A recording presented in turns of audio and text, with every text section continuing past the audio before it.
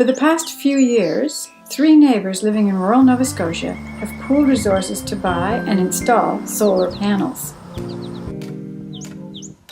The leader of this group is Nigel Thornley. Before he retired, Nigel worked on the forefront of technology, first in cable TV and then in fibre optic communications.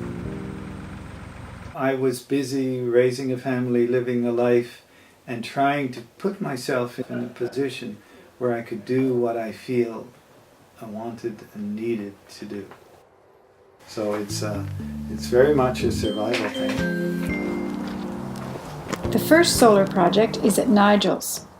He already has several panels in place, but is installing an additional 39 solar panels to the roof of his barn. Over a term, weeks and months, it was actually fairly predictable and reliable.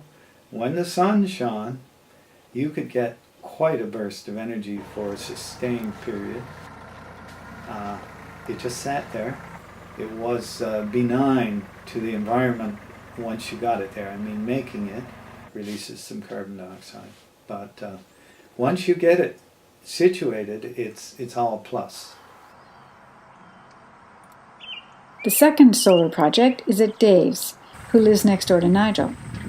Nigel has designed a 100-meter-long tower to support the solar panels, 8 feet from the ground. The footings of the tower are buried in a 4-foot trench for added stability. The supports, built of pressure-treated 8x8 wood, were assembled in Dave's garage and raised by 2 tractors and a pulley.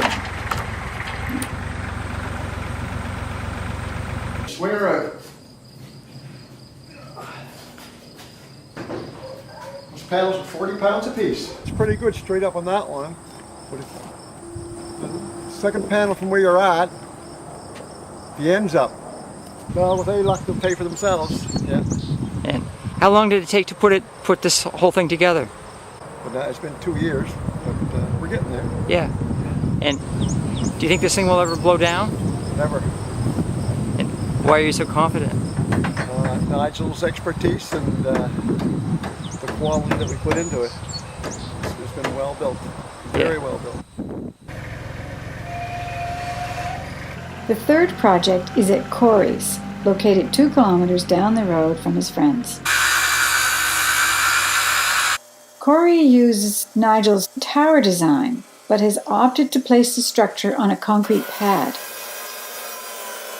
This is a project that we've taken on, my good buddy Nigel and myself, to cut back on wood and electric heat.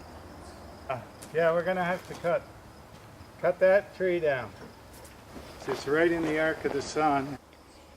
Was there a tipping point where you decided this is the year I'm going solar? Yeah. We bought these in 2011. Yeah, panels. We don't want to say that far back. Yeah, this is my sports car. Is that what you're supposed to say? Because when you get over 40, which I your just midlife crisis had thing? over 40. Yeah. So this is my sports car. Well, it's a lot better spent than on a sports car.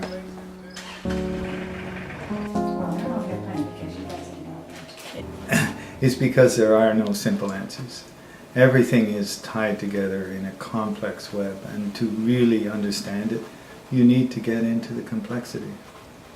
When I build something, I like it to be solid and like to think of it lasting at least hundreds and hundreds of years. So that's one of the reasons I've used concrete.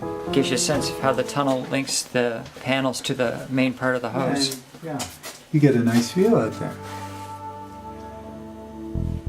So I think in Nova Scotia we have an amazing resource in our rural communities. They're full of folks who are really creative, who are really determined to invest in their do-it-yourself projects, and they are committed to a sense of autonomy, both in their individual lives but also within their communities.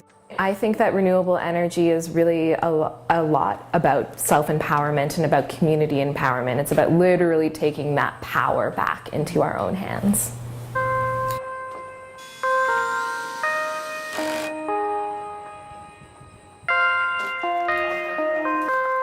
Nigel's projects attract a number of visitors.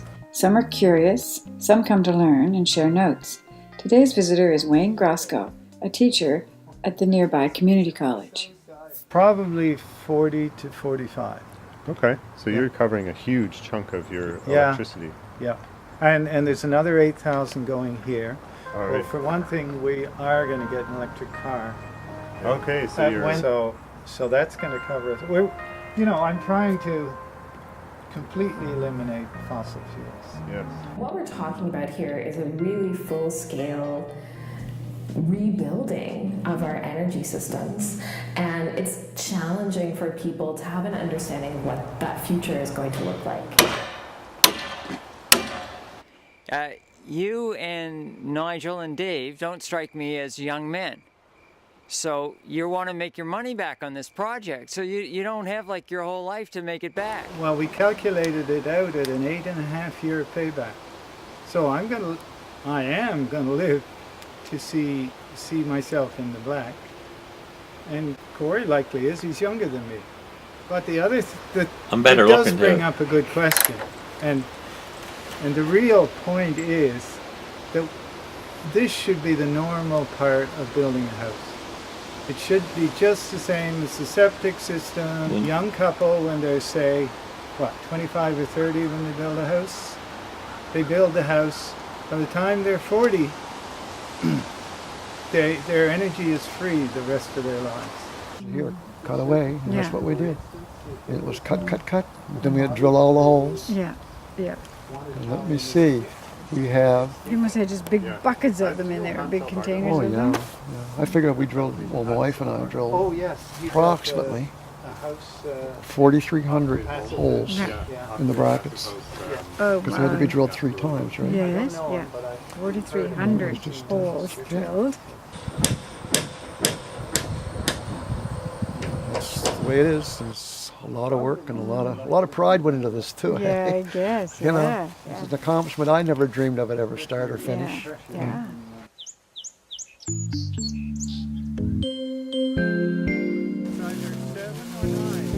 Solar is part of a holistic way of life for Nigel. He respects nature and encourages biodiversity in his garden, pond, and woods.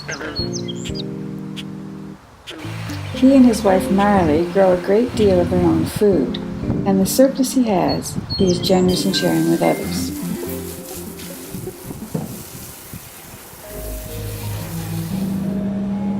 Nigel's also generous in sharing his advice, expertise, and time. He does this because he believes solar power is part of an important environmental movement. Actually, I'm still amazed at what we did.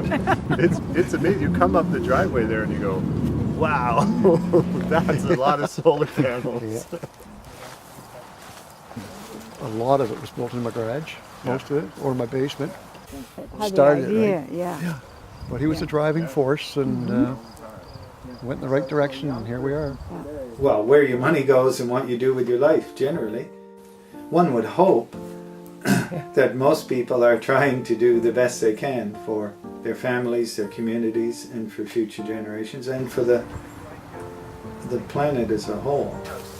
And all, if you bring those in as well, those considerations, there is an overwhelming necessity to move in directions like this.